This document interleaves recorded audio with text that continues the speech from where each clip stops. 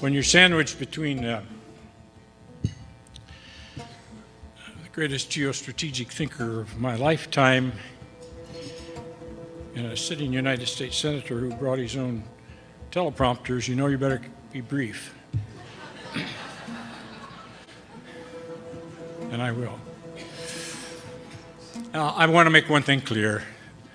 Neither I nor anyone else is going to replace Hank Greenberg in all of the dimensions that he brought to the chairmanship of the board of the Center for the National Interest. What I am going to try to do is to maintain the compass heading that he has had us on right from the beginning.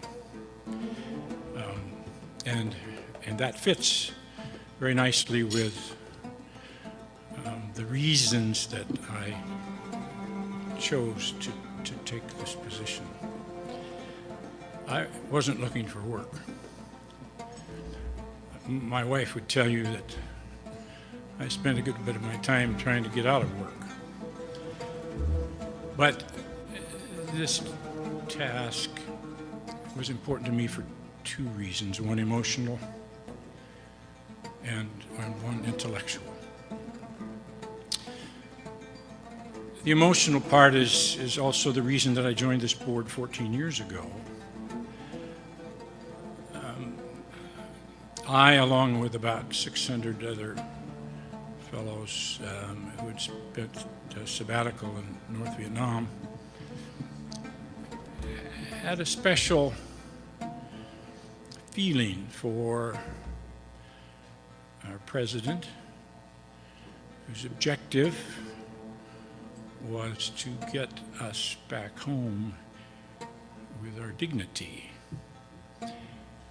and for his national security advisor who operationalized that objective in a very sophisticated set of negotiations in Paris.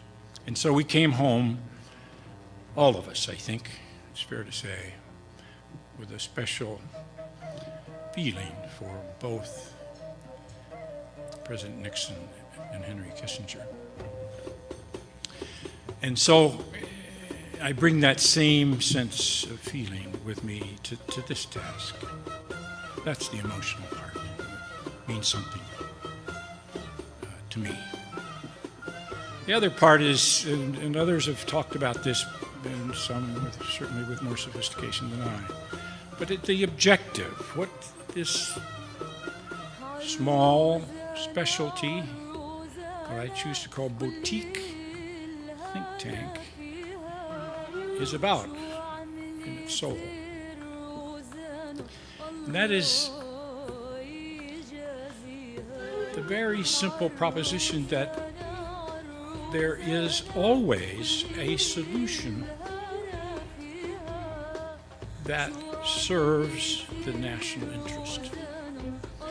In this, and I think Ambassador Burt mentioned the complex ecology of think tanks in Washington and New York, there's something serving almost everything you can think of. But there's only one that has that as its compass heading. And that just happens to be what I believe is the very most important compass heading to maintain. Now, and some of you will mention, we deviate sometimes a bit in getting to that objective. We do so because to just follow that track with no deviation is not possible. I want to remind probably 90% of you here have seen the movie Lincoln, and he, in a scene in which he describes to Thaddeus Stevens the compass.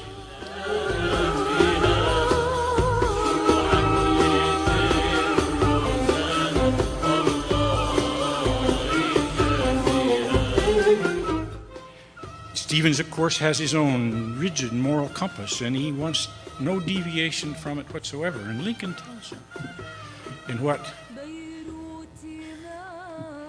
in a speech that just made shivers run up my back. And here's what he said, and I think it applies to us.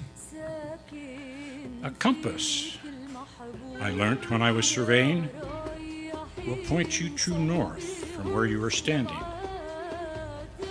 But it's got no advice about the swamps, the deserts, the chasms you'll encounter along the way. If in pursuit of your destination, you plunge ahead, heedless of obstacles, and achieve nothing more than to sink into a swamp, what's the use of knowing truth? I think we know where true north is, but we'll probably work around it a little bit in getting there. And so, that's about all I have to say. I'll serve this position as best I can. And I will thank all of you, those of you who wrote checks tonight to support this important institution. And for those of you who didn't write checks and had the means to do so, I might give you a gentle reminder that, in the words of Henry V, as he rallied his troops before Agincourt, gentlemen in England now abed will think themselves accursed they were not here, and hold their manhoods cheap when others speak who fought with us upon St. Christmas Day. I don't want anybody to have regrets that they didn't support this wonderful institution as it goes forward into the next 20 years of success. Thank you.